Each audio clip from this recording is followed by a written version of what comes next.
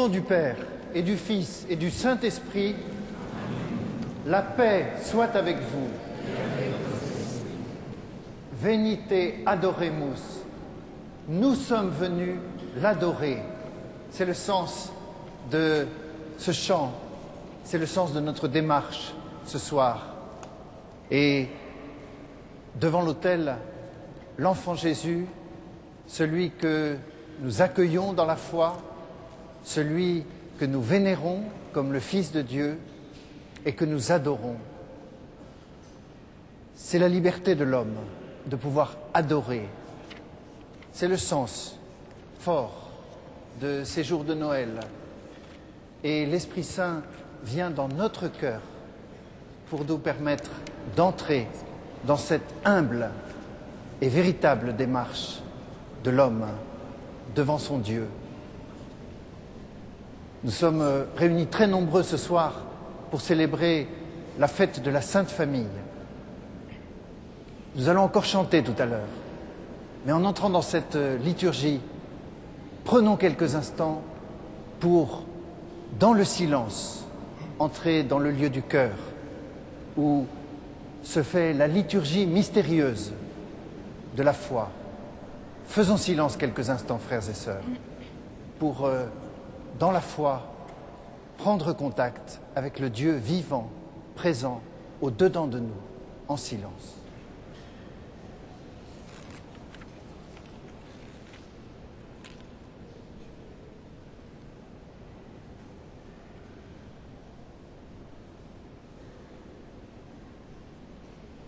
Je confesse à Dieu Tout-Puissant, je reconnais devant mes frères que j'ai péché en pensée, en parole, par action et par omission.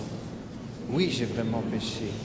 C'est pourquoi je supplie la Vierge Marie, les anges et tous les saints, et vous aussi mes frères, de prier pour moi, le Seigneur notre Dieu.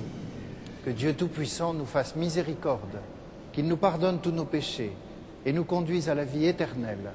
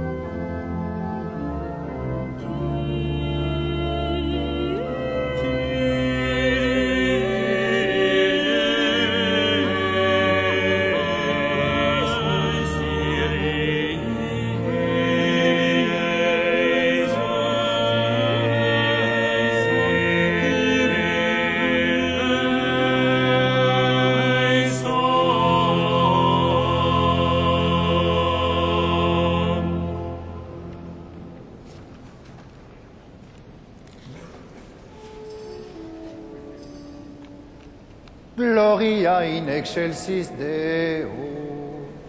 Et in terra pax hominibus ore voluntatis. Laudamus te, benedicimus te, adoramus te, glorificamus te, gratias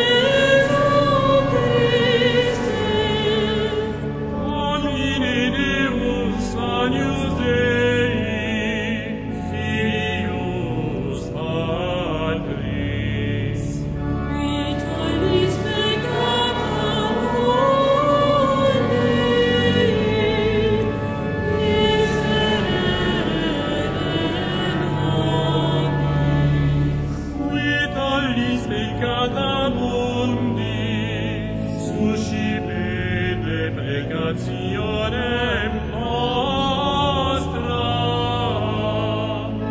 Qui sedes ad exteram Patris, miserere nobis. Quoniam tu solus sanctus, Tu solus Dominus, tu solus altissimus Iesu Christi, cum Sancto Spiritu, in gloria Dei Patris.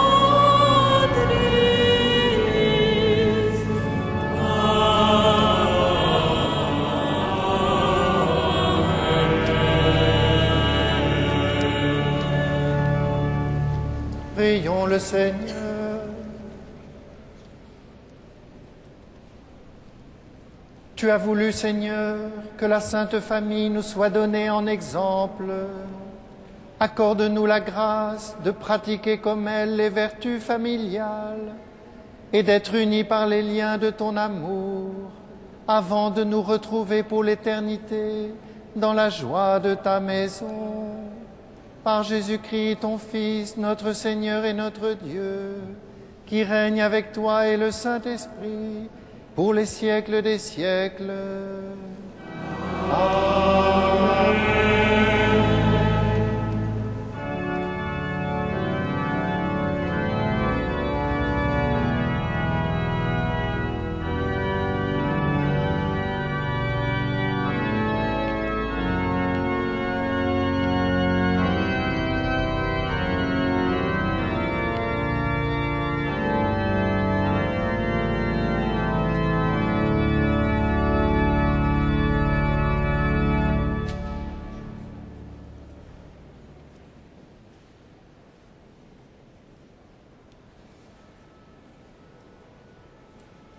Lecture du livre de la Genèse.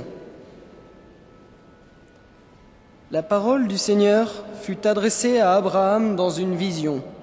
« Ne crains pas, Abraham, je suis un bouclier pour toi. Tu recevras de cette alliance un merveilleux salaire. » Abraham répondit, « Mon Seigneur Dieu, qu'est-ce que tu vas me donner? Je suis sans enfant. Tu ne m'as pas donné de descendance, et c'est un de mes serviteurs qui sera mon héritier. » Alors cette parole du Seigneur fut adressée à Abraham. « Ce n'est pas lui qui sera ton héritier, mais quelqu'un de ton sang. » Puis il le fit sortir et il lui dit, « Regarde le ciel et compte les étoiles si tu le peux. » Et il déclara, « Vois quelle descendance tu auras. » Abraham eut foi dans le Seigneur, et le Seigneur estima qu'il était juste.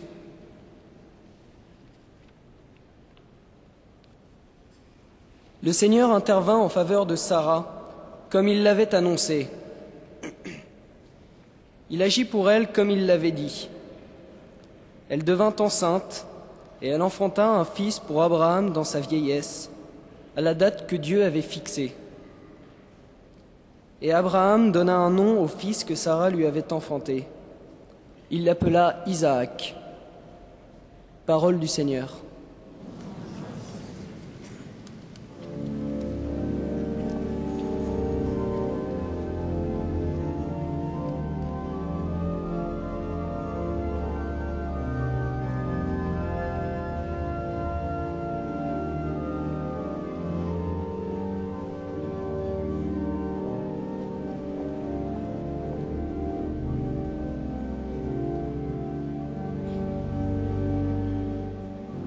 Le Seigneur garde à jamais mémoire de son alliance. Le Seigneur garde à jamais mémoire de son alliance. Rendez grâce au Seigneur, proclamez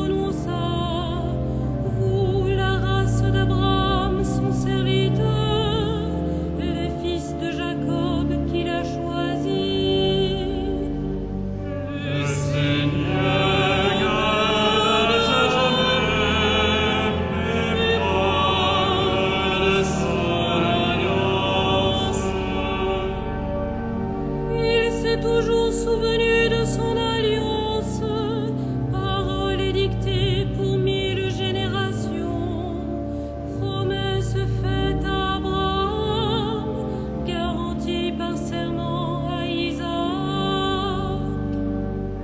Le Seigneur garde à jamais mémoire de son alliance.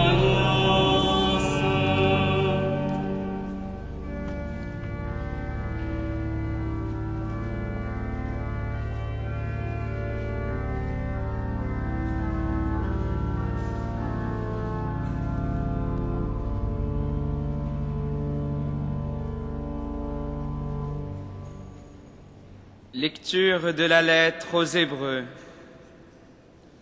Grâce à la foi, Abraham obéit à l'appel de Dieu.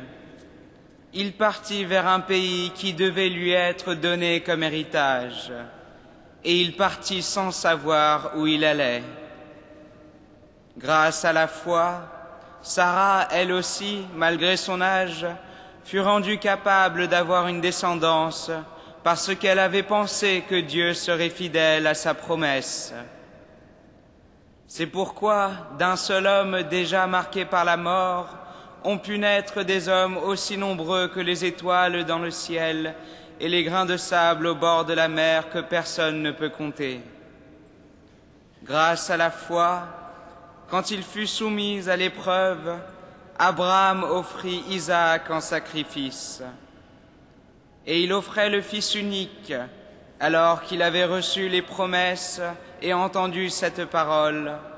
C'est d'Isaac que naîtra une descendance qui portera ton nom. Il pensait en effet que Dieu peut aller jusqu'à ressusciter les morts. C'est pourquoi son Fils lui fut rendu, et c'était prophétique. Parole du Seigneur.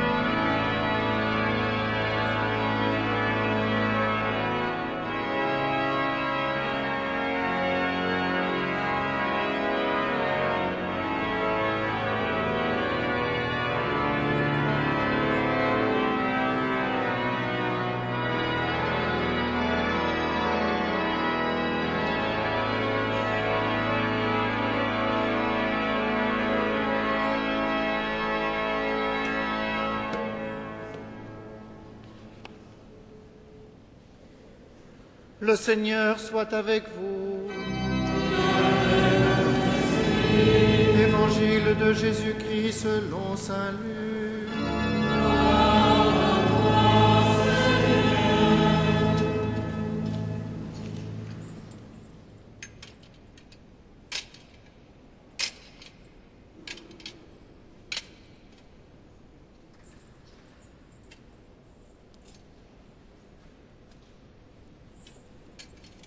Quand arriva le jour fixé par la loi de Moïse pour la purification, les parents de Jésus le portèrent à Jérusalem pour le présenter au Seigneur. Selon ce qui est écrit dans la loi de Moïse, tout premier-né de sexe masculin sera consacré au Seigneur. Il venait aussi présenter en offrande le sacrifice prescrit par la loi du Seigneur, un couple de tourterelles ou 2 petites colombes. Or, il y avait à Jérusalem un homme appelé Siméon. C'était un homme juste et religieux qui attendait la consolation d'Israël, et l'Esprit Saint était en lui. L'Esprit lui avait révélé qu'il ne verrait pas la mort avant d'avoir vu le Messie du Seigneur. Poussé par l'Esprit, Siméon vint au temple. Les parents y entraient avec l'enfant Jésus pour accomplir les rites de la loi qui le concernaient. Siméon prit l'enfant dans ses bras et il bénit Dieu en disant « Maintenant, ô Maître, tu peux laisser ton serviteur s'en aller en paix, selon ta parole, car mes yeux ont vu ton salut, que tu as préparé à la face de tous les peuples, lumière pour éclairer les nations païennes et gloire d'Israël, ton peuple. » Le père et la mère de l'enfant s'étonnaient de ce qu'on disait de lui. Siméon les bénit, puis il dit à Marie, sa mère, « Vois, ton fils qui est là provoquera la chute et le relèvement de beaucoup en Israël. Il sera un signe de division, et toi-même, ton cœur sera transpercé par une épée. Ainsi seront dévoilées les pensées secrètes d'un grand nombre. » Il y avait là une femme qui était prophète, Anne, fille de Phanuel de la tribu d'Azer. Demeurée veuve, après 7 ans de mariage, elle avait atteint l'âge de 84 ans. Elle ne s'éloignait pas du temple, servant Dieu jour et nuit dans le jeûne et la prière. S'approchant d'eux à ce moment, elle proclamait les louanges de Dieu et parlait de l'enfant à tous ceux qui attendaient la délivrance de Jérusalem. Lorsqu'ils eurent accompli tout ce que prescrivait la loi du Seigneur, ils retournèrent en Galilée, dans leur ville de Nazareth. L'enfant grandissait, se fortifiait, tout rempli de sagesse, et la grâce de Dieu était avec lui. Acclamons la parole de Dieu.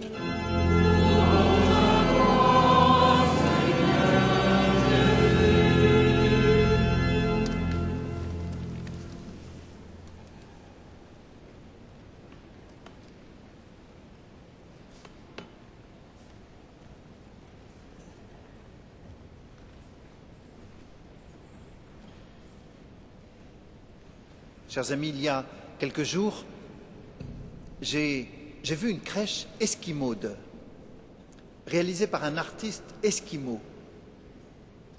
Point de bœuf, ni d'âne, mais un phoque et une otarie. Point de berger avec des moutons, mais 2 esquimaux emmitouflés dans de la fourrure de caribou avec un thon et un hareng. Ils revenaient de la pêche. Joseph et Marie eux-mêmes étaient emmitouflés de fourrure, et l'enfant. Le tout posé sur la banquise glaciale, dans un silence polaire. Étrange, une crèche qui ne ressemble extérieurement pas du tout à la description de l'Évangile. Mais l'artiste qui l'a représenté, qu'a-t-il compris? Il a compris que l'événement, c'est un événement qui était bon pour lui. Et pas seulement pour lui, pour son peuple esquimau. Et il a voulu que l'événement soit proche et parlant pour tout son peuple esquimau. Ce soir, nous sommes nombreux et vous venez de nombreux pays. Et je sais que ce mystère de la crèche, il est représenté au Brésil, comme chez les pères qui sont ici ce soir avec nous, en Afrique, en Chine. L'événement parle si radicalement dans toutes les cultures qu'on le représente.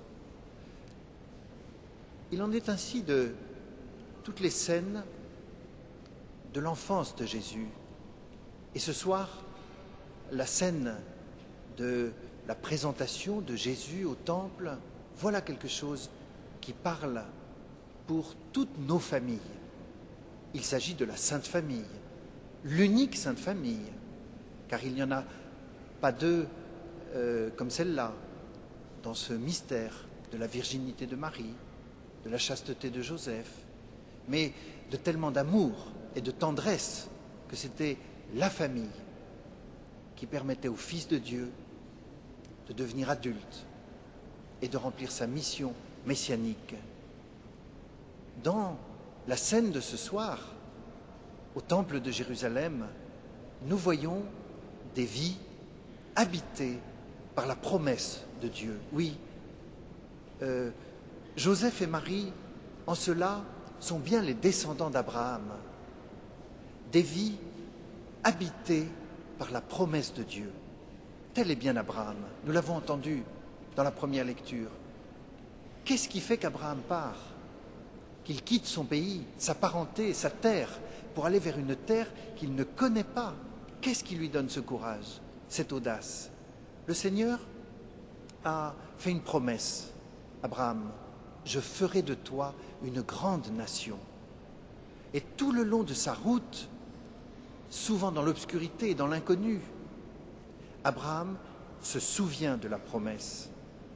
Et d'ailleurs, progressivement, Dieu lui donne des précisions, nous l'avons entendu encore ce soir. Abraham, ta descendance, elle sera aussi nombreuse que les étoiles dans le ciel et que le sable au rivage des mers. Je bénirai ceux qui te béniront. Abraham a entendu cette promesse, ces promesses. Et Abraham, bien qu'il n'en voit pas la réalisation, Abraham ne doute pas. Et c'est pourquoi c'est notre Père dans la foi. Et c'est pourquoi il a ouvert un chemin, la foi. Abraham ne doute pas. C'est admirable. Quelle pureté dans l'âme et dans le cœur d'Abraham. C'est la promesse qui le fait avancer jour après jour contre toute adversité. Et dans ce chapitre 15 que nous avons entendu aujourd'hui de la Genèse, c'est le premier gémissement d'Abraham, parce qu'il est déjà très vieux et sa femme est très âgée. Le Seigneur renouvelle sa promesse et Abraham ne voit pas comment ça va pouvoir se réaliser. Alors il gémit. Qu'est-ce que tu vas me donner, Seigneur? Je m'en vais sans enfant. Et c'est un de mes serviteurs qui sera mon héritier. Premier gémissement d'Abraham.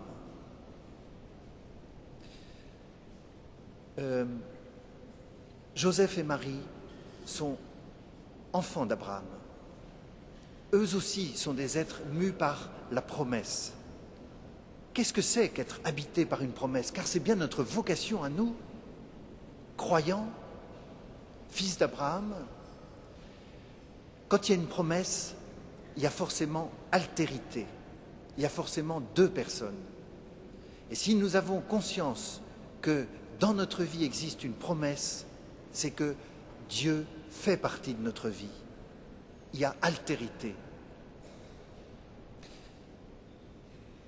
Joseph et Marie, Luc nous dit, c'est en raison de la loi qu'ils sont allés au temple en ce jour offrir leur enfant. Donc, c'est vrai. Mais nous pouvons être certains qu'ils y sont aussi allés parce qu'ils sont mus par la promesse. D'autant que, l'un et l'autre, un ange est venu leur dire le sens de cette naissance. Oh, le beau geste! Et nous pouvons imaginer Joseph et Marie présentant leur enfant, tout comme nous voyons l'enfant ici devant l'autel. Quel beau geste de venir présenter leur enfant au temple à Jérusalem. Geste de dépossession, geste de don, comme c'est un geste qui inspire et qui doit inspirer toutes nos familles. Les parents, les grands-parents, l'enfant qui t'est confié, il appartient au Seigneur. Offre-le lui, donne-le-lui, et il sera plus libre, il sera davantage lui-même, il sera davantage dans le dessein de Dieu. Comme c'est beau ce geste. Mais ce geste de Marie offrant son enfant, cet enfant, c'est le Fils de Dieu. Et ajoutons, c'est pas seulement Marie qui, portant son enfant, l'offre à Dieu selon la loi de Moïse, l'enfant lui-même. L'Épître aux Hébreux nous dit, depuis le moment où le Fils de Dieu est entré dans le monde, il dit à son Père, « Me voici, Père, je suis venu pour faire ta volonté.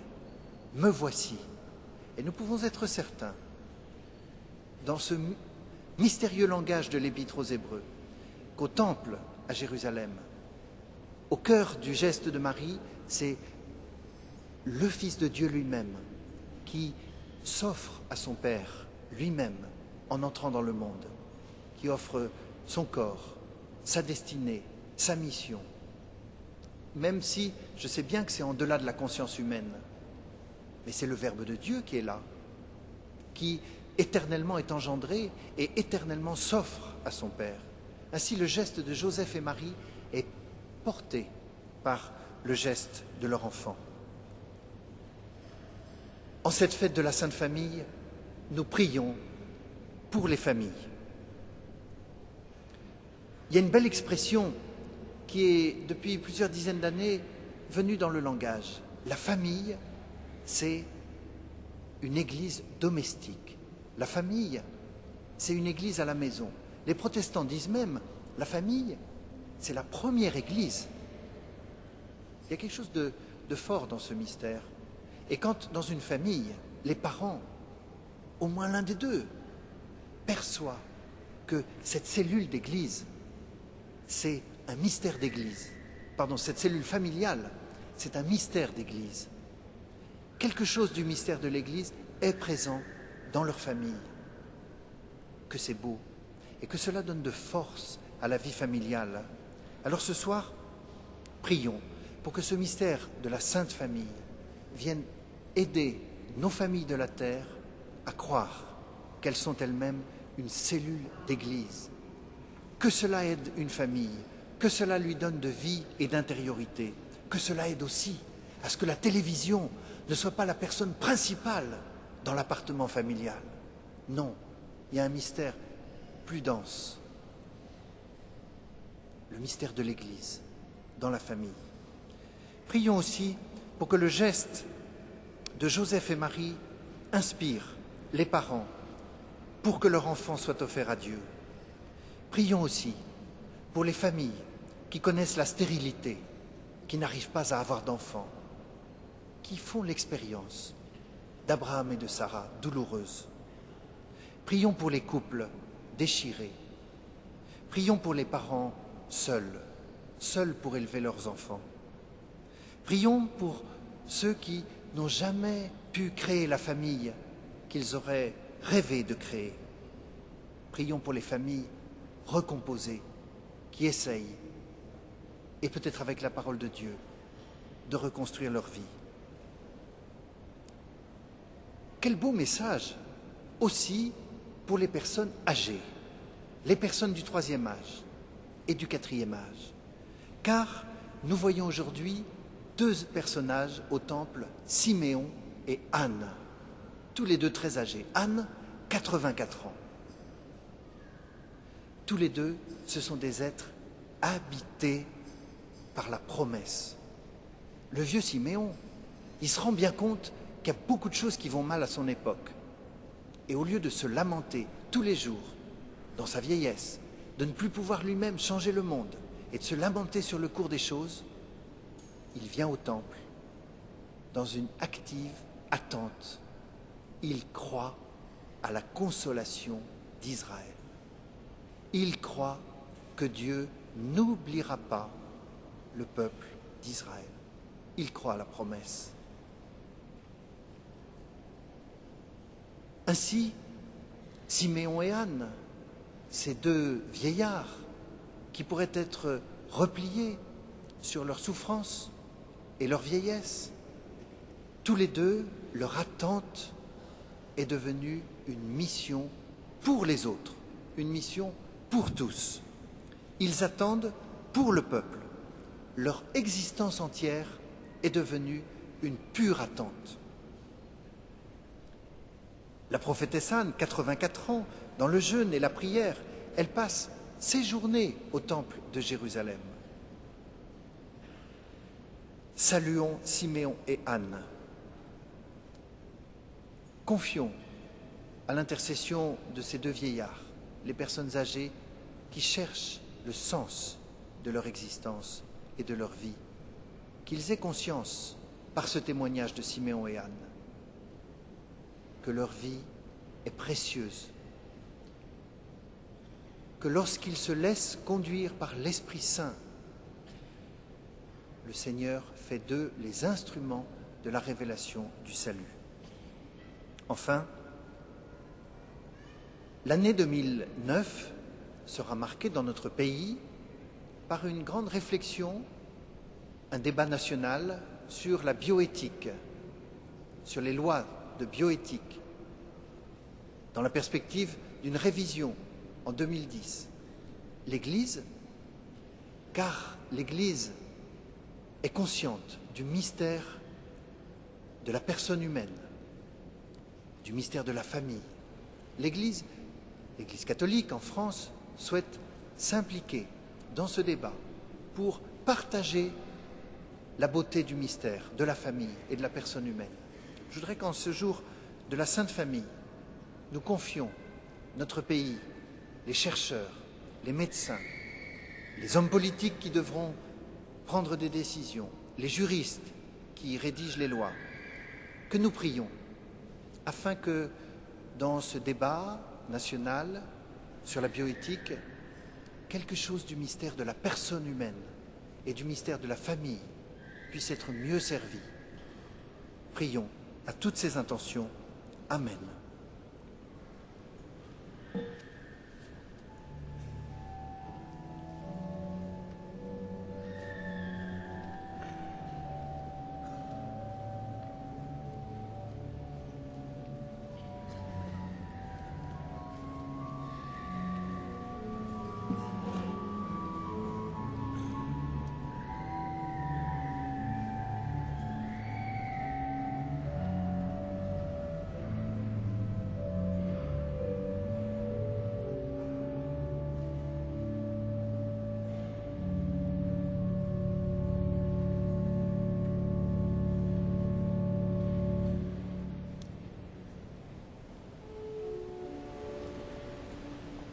Credo in unum Deum, Padre omnipotente, factorem celi et terrae, visibilium omnium, et invisibilium.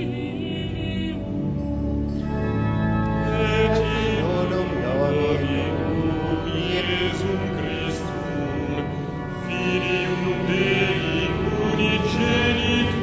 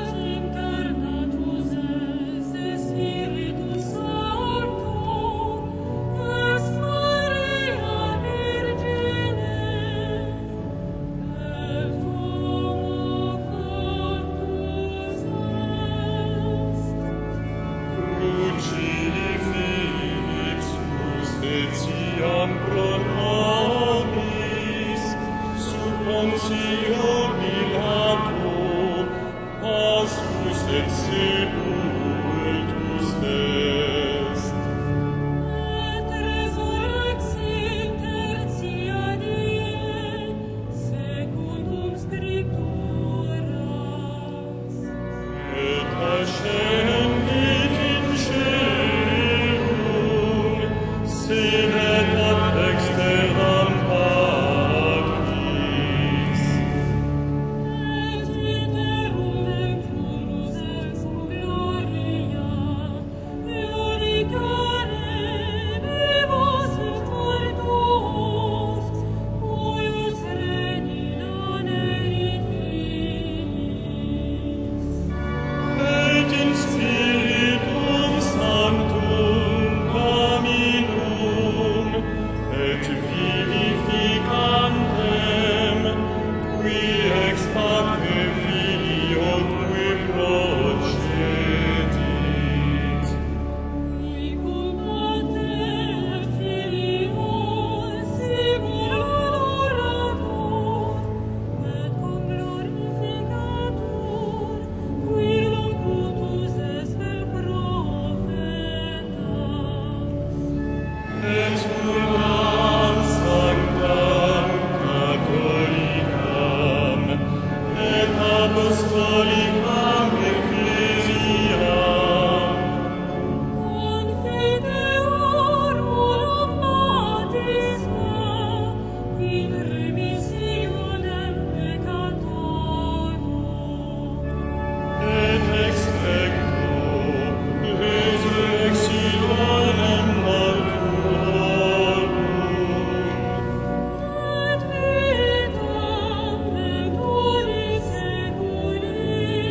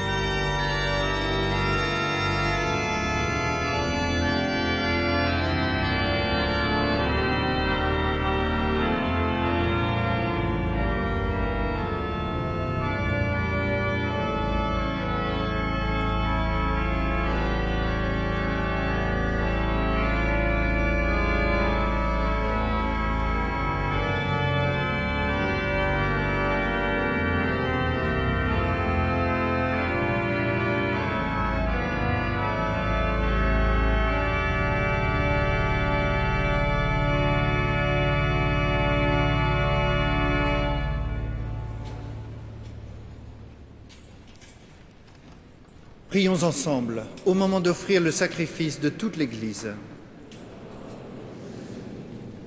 En t'offrant, Seigneur, le sacrifice qui nous réconcilie avec toi, nous te supplions humblement, à la prière de la Vierge Marie, Mère de Dieu, et à la prière de Saint Joseph, affermis nos familles dans ta grâce et ta paix, par Jésus le Christ, notre Seigneur.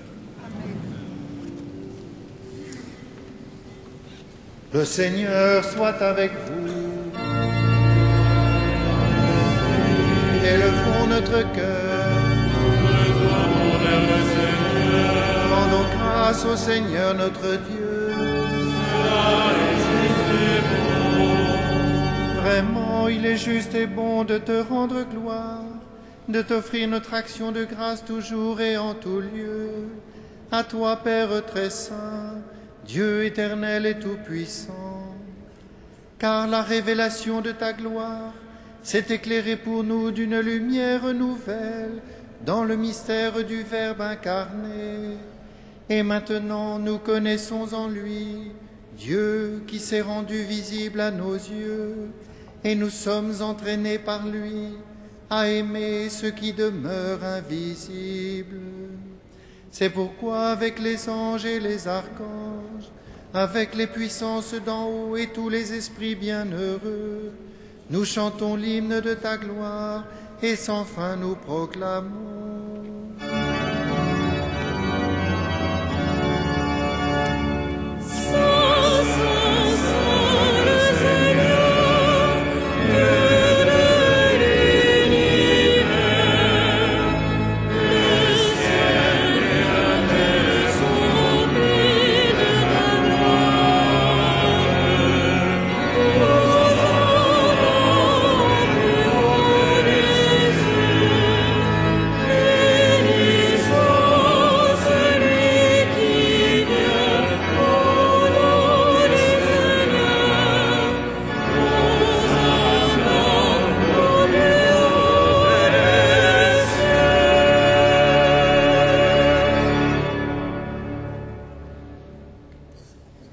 Tu es vraiment saint, Dieu de l'univers, et toute la création proclame ta louange, car c'est toi qui donnes la vie, c'est toi qui sanctifies toutes choses, par ton Fils Jésus-Christ, notre Seigneur, avec la puissance de l'Esprit Saint. Et tu ne cesses de rassembler ton peuple, afin qu'il te présente partout dans le monde une offrande pure. C'est pourquoi nous voici rassemblés devant toi, et dans la communion de toute l'Église, nous célébrons le jour très saint où Marie, dans la gloire de sa virginité, enfanta le Sauveur du monde. Par lui, notre Rédempteur et notre Seigneur, Dieu Tout-Puissant, nous te supplions de consacrer toi-même les offrandes que nous apportons. Sanctifie-les par ton Esprit, pour qu'elles deviennent le corps et le sang de ton Fils, Jésus-Christ, notre Seigneur, qui nous a dit de célébrer ce mystère. La nuit même où il fut livré, il prit le pain. En te rendant grâce, il le bénit, il le rompit et le donna à ses disciples en disant : « Prenez et mangez-en tous, ceci est mon corps livré pour vous. »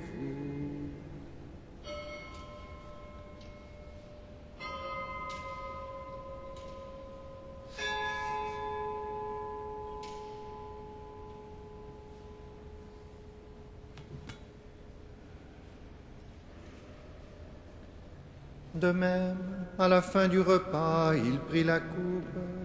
En te rendant grâce, il la bénit et la donna à ses disciples en disant : « Prenez et buvez-en tous, car ceci est la coupe de mon sang, le sang de l'alliance nouvelle et éternelle, qui sera versé pour vous et pour la multitude, en rémission des péchés. Vous ferez cela en mémoire de moi. »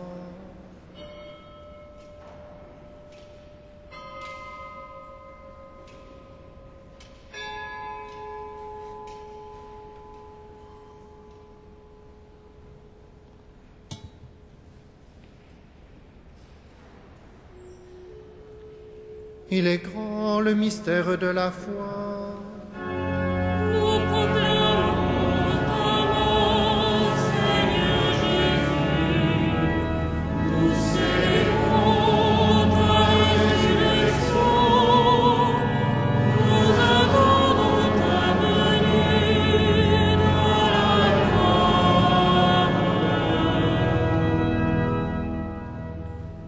faisant mémoire de ton Fils, de sa passion qui nous sauve, de sa glorieuse résurrection et de son ascension dans le ciel, alors que nous attendons son dernier avènement, nous présentons cette offrande vivante et sainte pour te rendre grâce.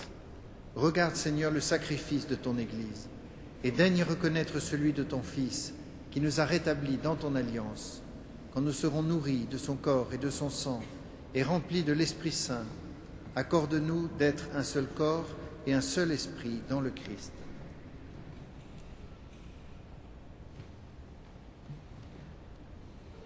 Que l'Esprit Saint fasse de nous une éternelle offrande à ta gloire, pour que nous obtenions un jour les biens du monde à venir, auprès de la Vierge Marie, la bienheureuse Mère de Dieu, avec les apôtres, les martyrs et tous les saints qui ne cessent d'intercéder pour nous.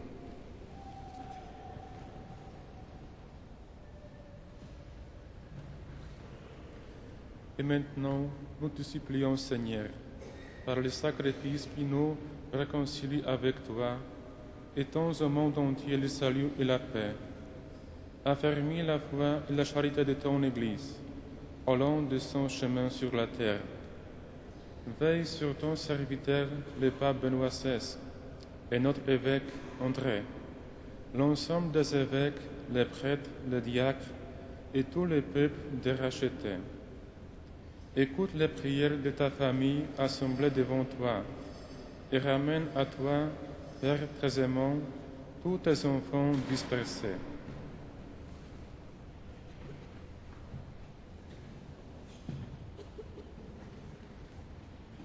Pour nos frères défunts, pour les hommes qui ont quitté ce monde et dont tu connais la droiture, nous te prions.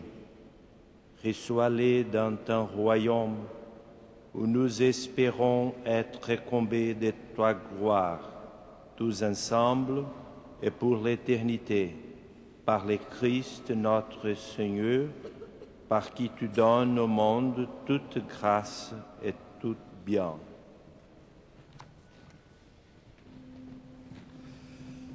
Par lui, avec lui et en lui. À toi, Dieu le Père Tout-Puissant, dans l'unité du Saint-Esprit. Tout honneur et toute gloire pour les siècles des siècles.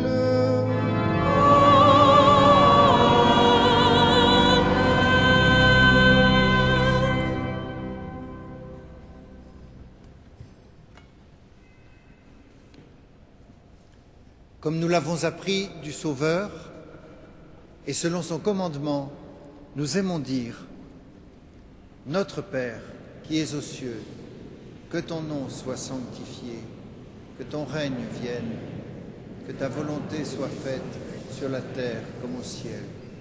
Donne-nous aujourd'hui notre pain de ce jour. Pardonne-nous nos offenses, comme nous pardonnons aussi à ceux qui nous ont offensés. Et ne nous soumets pas à la tentation, mais délivre-nous du mal. Délivre-nous de tout mal, Seigneur, et donne la paix à notre temps.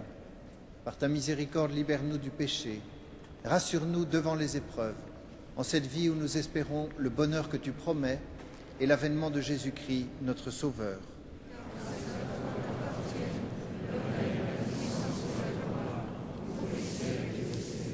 Seigneur Jésus-Christ, tu as dit à tes apôtres, je vous laisse la paix, je vous donne ma paix. Ne regarde pas nos péchés, mais la foi de ton Église. Pour que ta volonté s'accomplisse, donne-lui toujours cette paix. Et conduis-la vers l'unité parfaite, toi qui règnes pour les siècles des siècles. Que la paix du Seigneur soit toujours avec vous.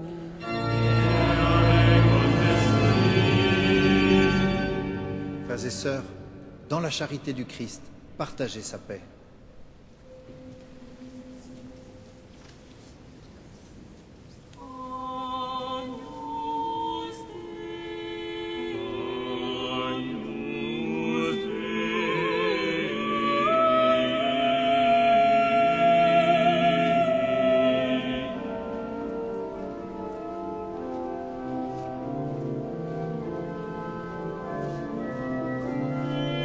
Ton esprit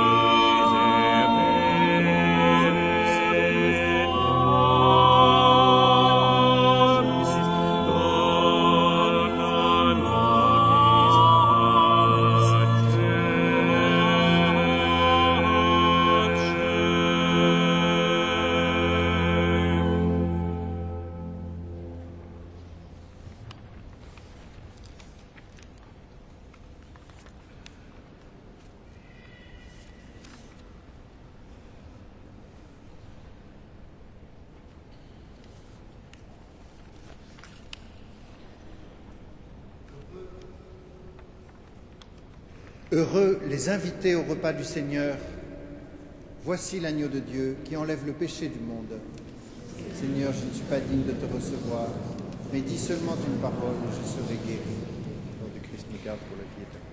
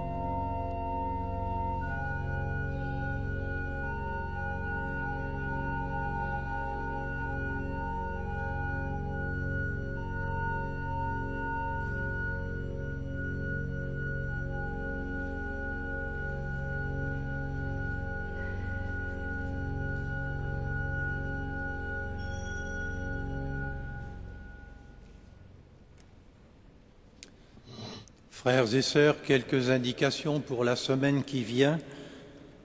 Jeudi 1er janvier, premier jour de l'an, solennité de Marie, Mère de Dieu, et journée mondiale de la paix. Les messes sont aux heures habituelles, à 8h, à 9h, à midi. Les vêpres à 17h45 et la messe solennisée à 18h15 seront présidées par Monseigneur Beau, qui accueillera dans cette cathédrale les pèlerins de la paix,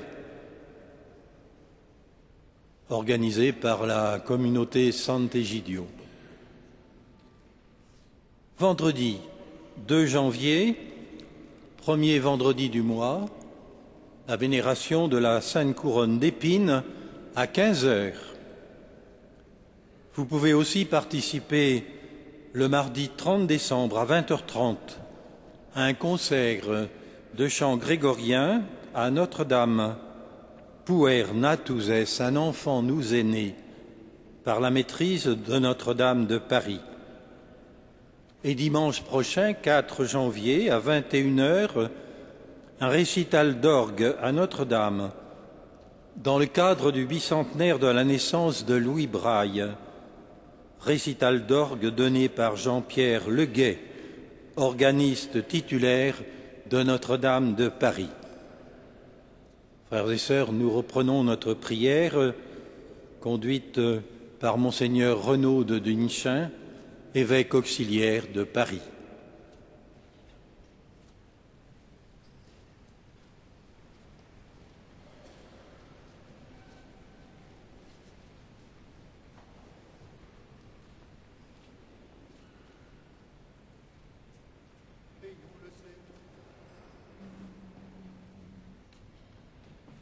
Toi qui nous as fortifiés par cette communion, accorde à nos familles, Père très aimant, la grâce d'imiter la famille de ton Fils et de goûter avec elle, après les difficultés de cette vie, le bonheur sans fin.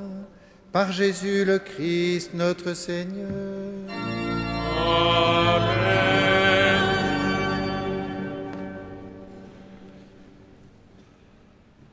Le Seigneur soit avec vous. Et avec votre esprit. Que Dieu Tout-Puissant vous bénisse, le Père, le Fils et le Saint-Esprit.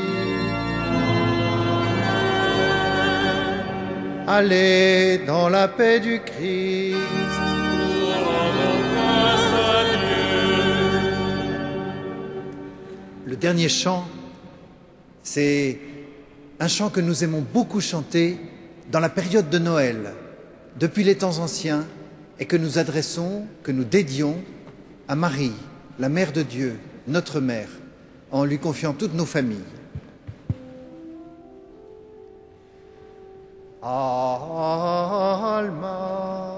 Redemptoris Mater, qui per via scegli porta manes, et stella Maris, succurre cadentis, surgere qui curat populo, tu qui genuisti, natura mirante, tuum sanctum genitorem,